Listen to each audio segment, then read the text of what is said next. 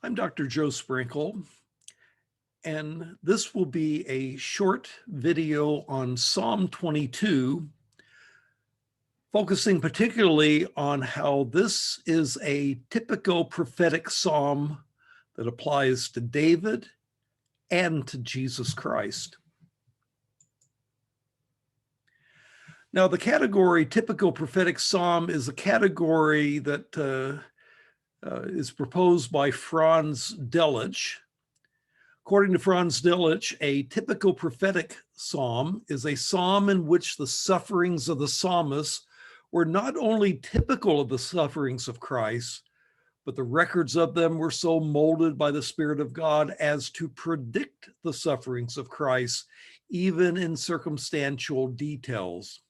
And he lists Psalm 22 and Psalm 40 as examples of this genre. Psalm 22 is arguably such a psalm, and we'll focus primarily on the verses that show the connection between the wording of this psalm and fulfillment in the sufferings of Christ. Quick introduction. As far as author, the superscript says it is of David, so we will presume that David wrote it. The genre is a lament, crying out to God in deep distress. My God, why have you forsaken me, is how it begins. Though like many laments, it does end in a word of praise in which the psalmist will give thanks for the anticipated positive answer that God is going to give to the lament. And I will praise your name among the brothers is how it ends. And so it does have that element of thanksgiving at the end, but overall it is a lament. Just a little bit about the superscript. It has for the choir master, which presumably was the person in charge of worship. More than 50 psalms have this in the superscript. Originally, Asaph and his brothers led the worship, and so perhaps at one point he was the choir master that would be mentioned in these psalms. It also has a phrase that in Hebrew means according to the doe of the dawn. And although it's not exactly clear what according to the doe of the dawn might mean, the most plausible theory is that it refers to the melody to which the psalm was originally sung. Perhaps Doe of the Dawn was a popular song of that day, and sing it to that particular melody. Now, that this psalm is in some sense prophetic of Christ is suggested by the fact that the New Testament frequently cites the wordings of this psalm and applies it to Jesus Christ. And we will see that as we go along the way. So let's get into it. Here are some of the verses that are most relevant. Verse 1, my God, why have you forsaken me? And then skipping to verse 11, be not far from me, for trouble is near, for there is none to help. Many bulls have surrounded me, strong bulls of Bashan have encircled me. They open wide their mouths at me as a ravaging and a roaring lion. I am poured out like water, and all my bones are out of joint. My heart is like wax, it is melted within me. My strength is dried up like a potsherd, and my tongue cleaves to my jaw, and you lay me in the dust of death. For dogs have surrounded me, a band of evildoers has encompassed me. They pierce my hands and my feet. I can count all my bones. They look, they stare at me. They divide my garments among them, and for my clothing they cast lots.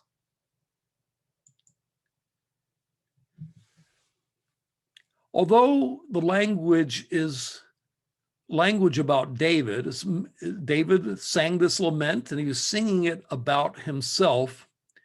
There seems to be a fuller sense, Latin is sensus plenor, when read in the light of Christ. Indeed, as one reads these words, it seems to evoke a picture of the crucifixion of Christ, the hostile crowds around him, the casting of lots for his garments, the piercing of his body. And this description by David, though, is several hundred years before the earliest evidence of crucifixion of live persons to a cross. The earliest evidence of crucifixion is Darius, king of Persia, who reigned from 522 to 485. He crucified 3,000 inhabitants of Babylon, according to Herodotus. And the Assyrians earlier hung up corpses on stakes, and perhaps some of them were still alive when they were hung up. But those are the earliest references to anything resembling crucifixion, and that's long after the time of David. And yet this picture of the imagery here seems so appropriate to that. So it begins with verse 1. My God, why have you forsaken me? And no doubt you know that these are the words that Jesus quotes from the cross in Matthew 27, verse 46, and also Mark, verse 15, verse 34. I should mention, though, that Jesus quotes the Aramaic translation of this verse, not the Hebrew text. But why did he quote it? And perhaps he quotes this verse to allude to the fact that he was in the process of fulfilling the language of this psalm.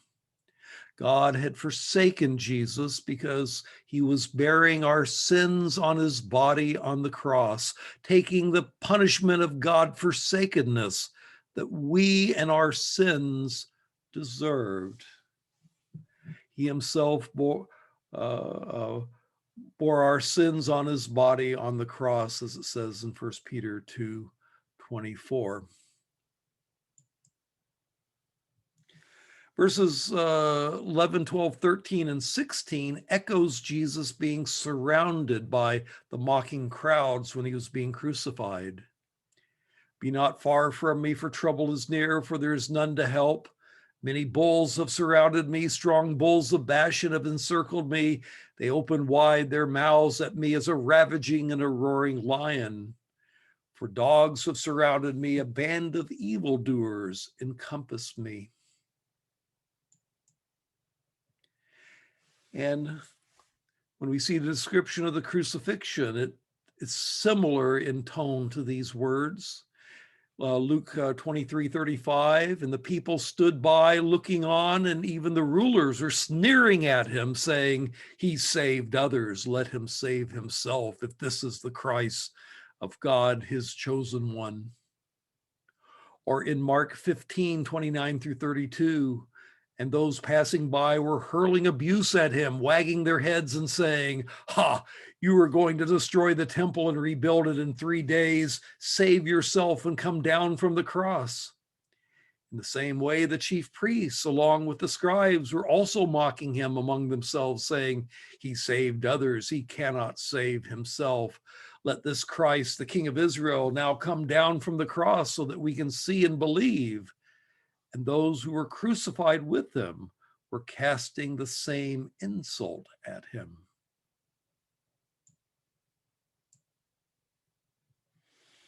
Other parts of the language is found in verse 14.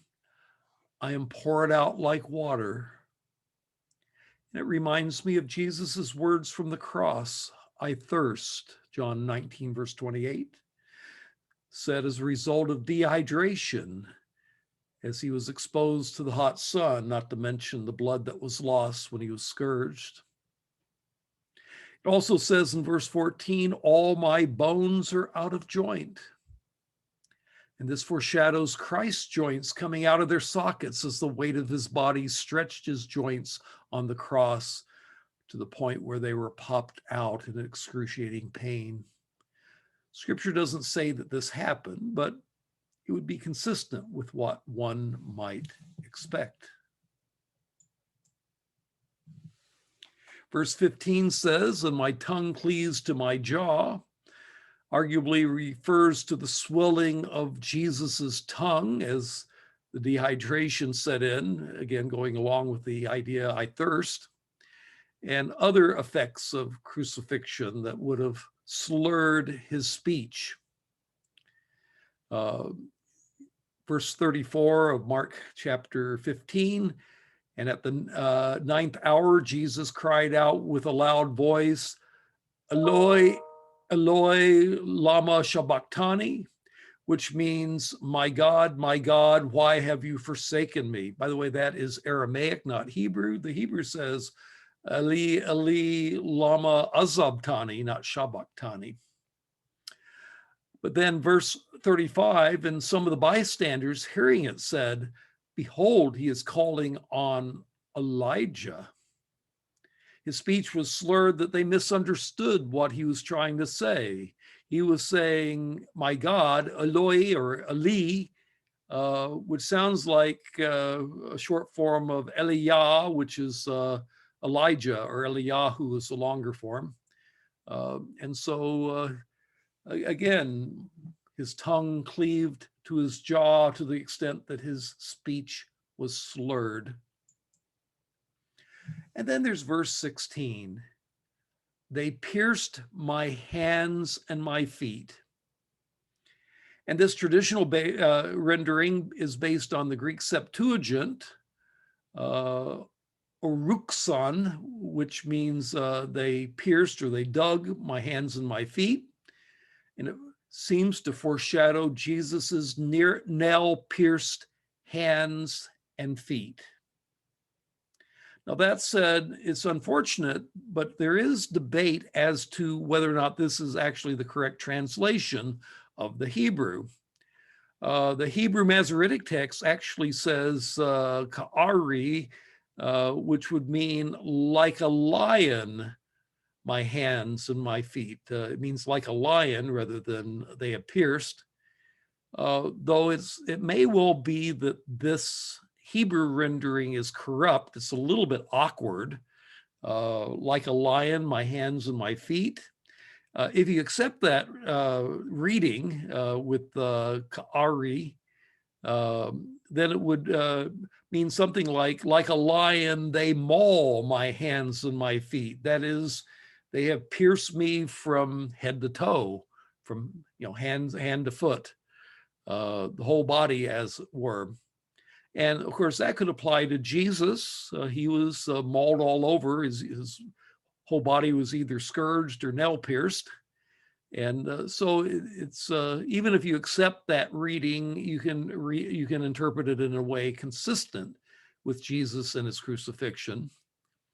But the Greek Septuagint, which was produced in the years BC, before the birth of Christ, is perhaps based on a different text, and we should amend the text from ka'ari to ka'aru, or karu, from the verb kara, which means to dig or to pierce. And thus you get the Septuagint reading, "They have pierced or dug my hands and my feet." Now, it is worth noting that the traditional rendering is based on the Septuagint, which was produced by Jews well before the birth of Jesus, well before the crucifixion of Jesus. So there's no bias by Christian usage in this translation. It is a pre-Christian translation. And so I'll follow the Septuagint rendering, which means I would amend the Hebrew text, but it should be noted that there is a text critical issue on this most important of verses, verse 16. Verse 18 goes on to say, "They divide my garments among them, and for my clothing they cast lots." And the New Testament applies these words to what happened at Jesus's crucifixion. John 19, verse 23, then the soldiers, when they had crucified Jesus, took his outer garments and made 4 parts, a part to every soldier, and also the tunic. Now, the tunic was seamless, woven in one piece. So they said to one another, let us not tear it, but cast lots for it to decide whose it shall be. And it was to fulfill the scripture, they divided my outer garments among them, and for my clothing they cast lots. A direct quotation of Psalm 22 and verse 18. And then I'm going to skip to verse 22, the end of the psalm, the praise part of the psalm. I will tell your name to my brethren in the midst of the assembly. I will praise you. Again, like most laments, this one ends in a word of praise, anticipating God's answer to positive answer to his prayer. And this one is applied by the writer of Hebrews to Jesus Christ in Hebrews chapter 2. That is why he is not ashamed to call them brothers, saying, quote, I will tell your name to my brothers. In the midst of the congregation, I will sing your praise. A direct quotation of Psalm 22 and verse 22. And yet it attributes the words to Jesus, because the words of David apply to Jesus. And so they are as if it is Jesus's words. So what are we to make of Psalm 22 and its connection to Christ? The psalm originally applied to David. It was a lament written by David using highly metaphorical language about himself and his situation. And there's no evidence that David was consciously predicting what would happen in the future to Messiah. And yet, as we see, his words apply wonderfully to Jesus Christ. David's metaphorical words about himself find remarkable fulfillment in Jesus Christ and the scene around his crucifixion and his, giving his praise, thanks to the brethren, that would speak of his resurrection after his crucifixion and death. So the New Testament recognizes that these words apply to Jesus Christ. And thus David's words about himself find a fulfillment, in some ways a more literal fulfillment in Christ than they were about David himself. David's greater son fulfills what David says about himself. God providentially guided David to write in such a way so that David's words find greater fulfillment in Christ. So that is my attempt to show how Psalm 22 could be understood as a typical prophetic psalm, category that Franz Delitzsch applied this psalm to. And that would make it a psalm that applies both to David, but even more so to Jesus Christ. And I am Dr. Joe Sprinkle.